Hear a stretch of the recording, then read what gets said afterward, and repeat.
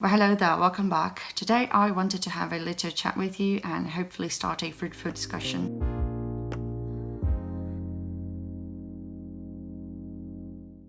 I've been thinking a lot lately about problematic books, more specifically unhealthy relationships in books, although maybe this could apply to some other problematic aspects, I don't know.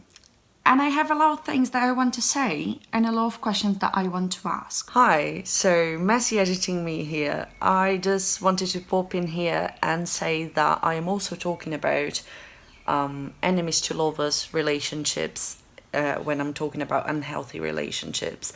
Because even though, eventually the relationship might become healthy and the characters might have very good communication and they trust each other and all that, in the beginning they hated each other, and especially when it comes to those where the characters had to kill each other at first, which is like my favorite trope ever. So this is also, these relationships, these enemies to lovers relationships are also part of this moral dilemma that I have. So just bear that in mind while listening to what I'm talking about here. I have to warn you though that I don't really have any answers, so this is not going to be me telling you what the right thing to do is, because at the end of the day, I don't know what the right thing to do is either. But I think it's pretty important for us to question our own ideas, and also that a lot can be learned from asking the right questions and having respectful conversations. So I really wanted to open this space for a conversation and to start this discussion, because this is something I've been wondering about quite a lot lately, and I am really curious to know what you think about it. So please let me know in the comments down below. I want to start off by saying that I consider myself to be a feminist, which is probably the main reason why I'm so conflicted about this. Typically, I would say that there is nothing inherently wrong with liking something problematic as long as you are aware and critical of it.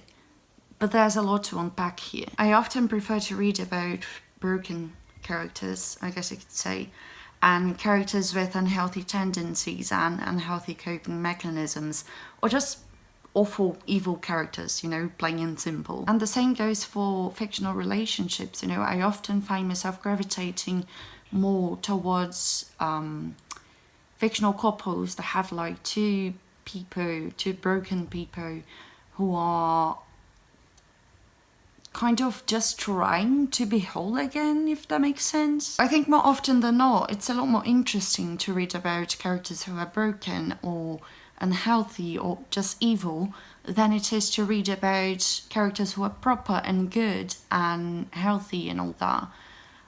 And the same goes for relationships, fictional relationships as well, because I think at the end of the day, it's a lot easier for us to understand good people than it is to understand truly evil people or people who are just messed up.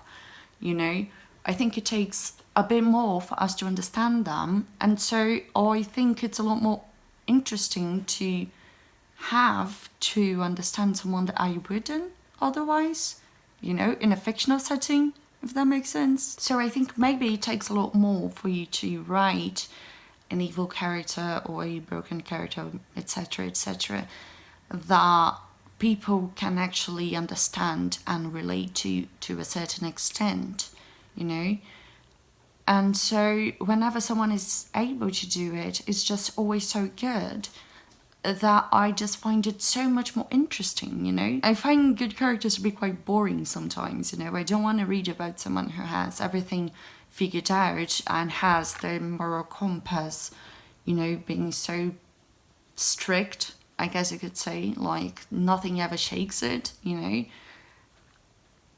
Like, where's the pull in that? Like, I think my ideal fictional read would be two broken characters with unhealthy coping mechanisms falling in love with each other, and even though they may stumble a lot along the way and it may not always be beautiful, they will end up being in this very happy and healthy relationship. But I would be lying if I said that every now and then I don't like to read about relationships that are just plain bad and unhealthy too. I've always been this way. I've always felt more drawn to these type of stories, even though my understanding of the world and my ability to critique have changed quite a lot over the years, thankfully.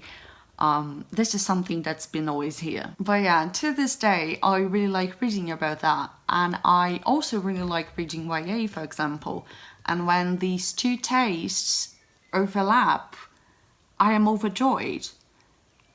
And that's kind of where my moral dilemma begins, I guess. Remember when I said that I don't think there's anything wrong with liking something problematic as long as you are aware and critical of it?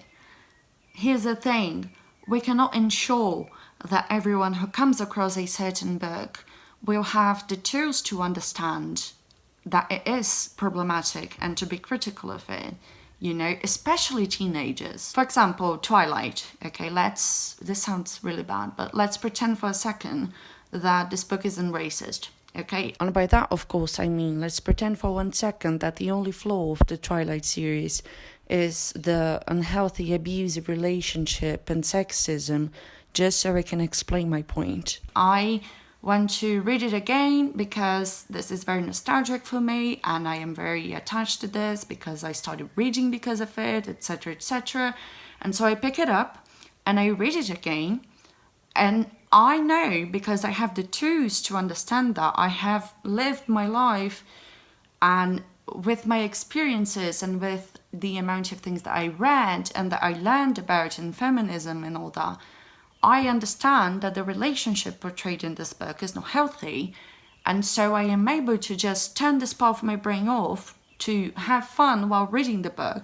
And then as soon as it ends, I go on in my life, and that doesn't really affect me, you know, that's not like a goal for me in a relationship. This is not something that I aspire to because I know that it is wrong, right? Which is not to say that feminists are somehow immune to an abusive relationship. We're not.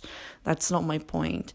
My point is I can read something that has sexist elements in it and unhealthy relationships in it, and recognize that, but still enjoy the book, you know. And also, I recognize it, I point it out if I'm talking about the book, you know, when I critique it, and still I am able to enjoy the book despite this problematic element.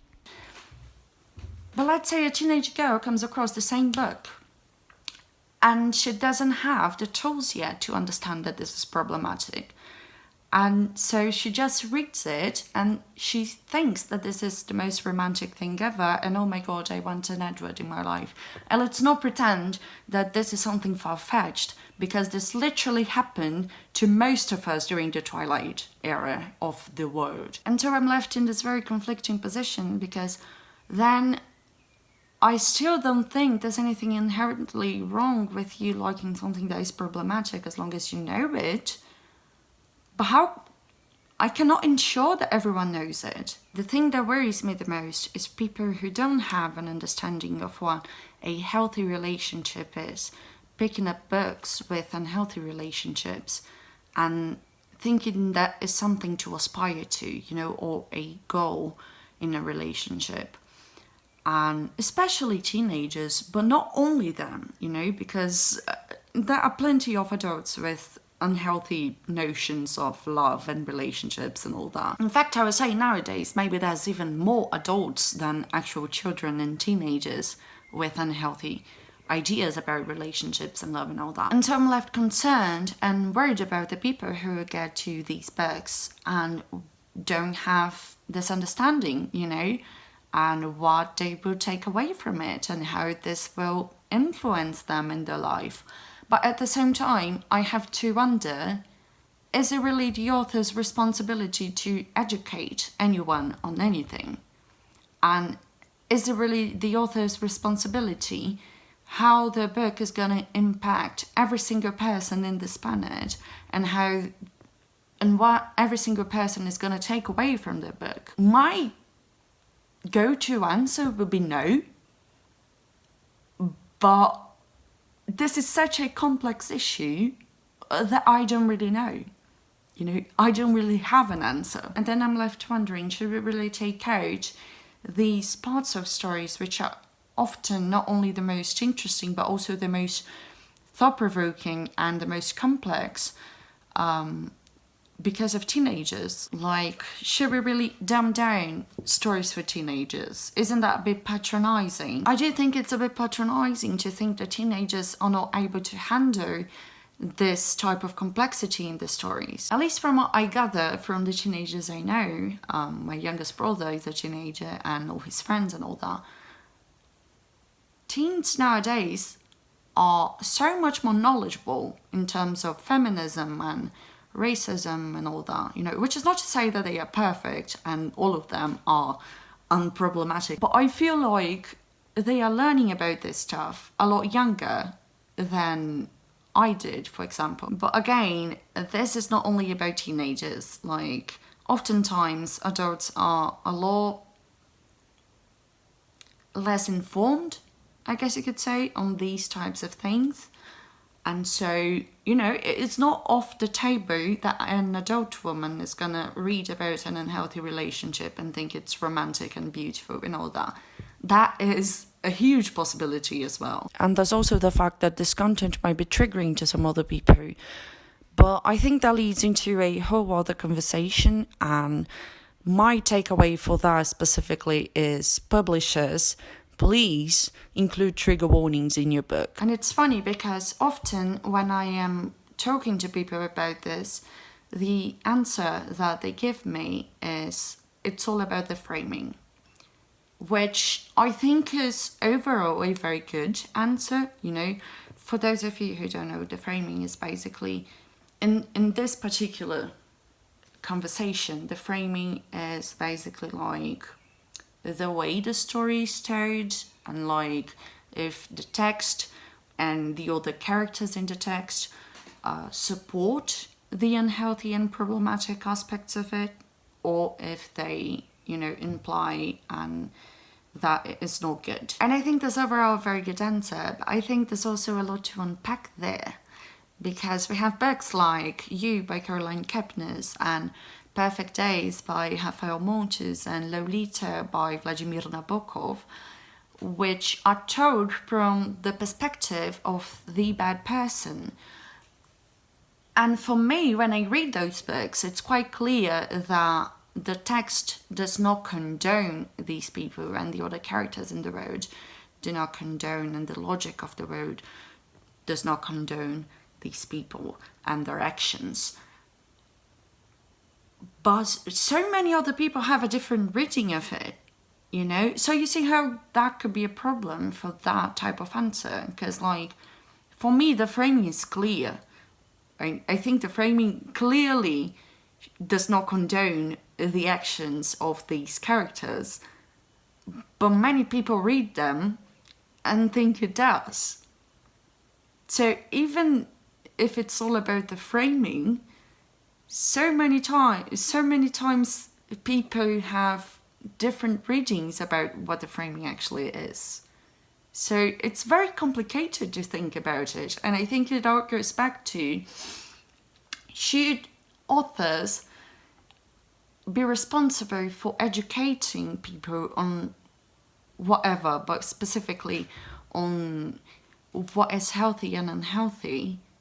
And should they be responsible for all of the impacts of their work, like the different impacts it has on every single person? I don't know. But then I start thinking, should we get rid of both these types of stories? Personally, I don't think so, because when I was a teenager, and I know that I am just one person amongst the millions, billions of teenagers who have crossed this earth, but bear with me. When I was a teenager, if someone told me I could not read a book, I would definitely either read that book or just want to read it so fucking much that I would eventually end up reading it anyway. So, and I think that's where my biggest problem with this whole situation lies. I think that getting rid of these stories is more like treating symptoms rather than treating the actual illness, slash disease. I don't know what the correct term is in this case. Anyway, yeah, I think it doesn't go to the root of the problem, which is that there are many people in this world who don't have the tools to understand what is problematic and what isn't, and just getting rid of these things isn't exactly going to change that. You know, they're just not going to have contact with these particular things, but they still don't know what is problematic and what isn't, you know? Maybe the solution is to just have more open and honest conversations, you know? And maybe we should be concentrating our energy into thinking of ways to actually help people to get educated, you know, in these issues. But then again, how can we actually ensure that these conversations are going to happen? How can we actually ensure that people are having these conversations, or that they have the safe space to have these conversations, you know? I cannot ensure that everyone's parents is going to be as open as my mother was to me, you know? How can we help educate people? How can we make sure that they are receiving this type of education, you know? That they have someone in their lives who is going to be able to have these types of conversations. We cannot. We just can't, you know? That is not in our control. I mean, we can try to, sure, we can help, sure, but we cannot ensure that, you know? And that is my problem. That is what freaks me out the most, because I am a control freak. You know, the root of my anxiety is my need for control. And so this is just something that haunts me, I guess you could say. This is something that keeps popping back into my head. So yeah, as I said before, I don't have any answers. I just have a lot of questions and moral dilemmas, and I just share those with you. So let me know what you think about this whole thing. You know, I'm very curious to hear other people's opinions on this whole subject. So yeah, please let me know in the comments down below what you think about all those topics. And thank you so much for watching. Leave a like, comment and subscribe if you feel like it. And as always, I'll see you around.